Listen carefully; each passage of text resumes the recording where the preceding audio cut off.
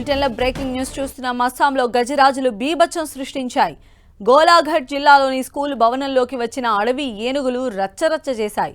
School లోపలికి ప్రవేశించిన ఏనుగుల గుంపు స్కూల్ గోడలను బద్దలు కొట్టాయి.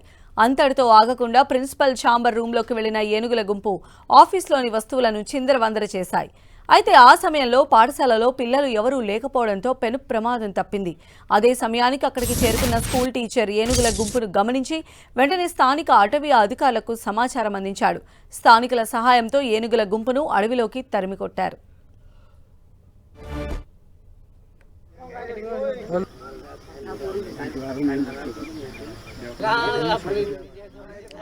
సో అస్సాంలో గజరాజులు చేసిన బీభత్సానికి సంబంధించిన విజువల్స్ మనం 10TV స్క్రీన్ పైన చూస్తున్నాం. ఒక స్కూల్లోకి చొరబడినటువంటి ఏనుగుల గుంపు మొత్తం అక్కడ ఫర్నిచర్ని మొత్తం కూడా ధ్వంసం చేశాయి. అయితే ఆ టైంలో ఎవరైతే పిల్లలు లేకపోవడంతో ప్రమాదం అయితే తప్పిందని కూడా మనం చెప్పొచ్చు.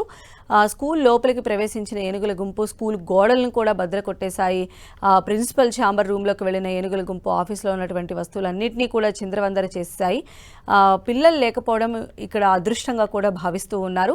అయితే అదే టైంకి అక్కడికి స్కూల్ టీచర్ రావటం, ఏనుగుల గుంపు సంచరిస్తూ ఉండడాన్ని వెంటనే అటవీ అధికారులకు ఫోన్ ద్వారా సమాచారం ఇవ్వడంతో వారు అక్కడికి చేరుకున్నారు. అదేవిధంగా స్థానికులతో కలిసి అటవీ శాఖ అధికారులు ఏనుగుల గుంపును అడవిలోకి తరలించారు.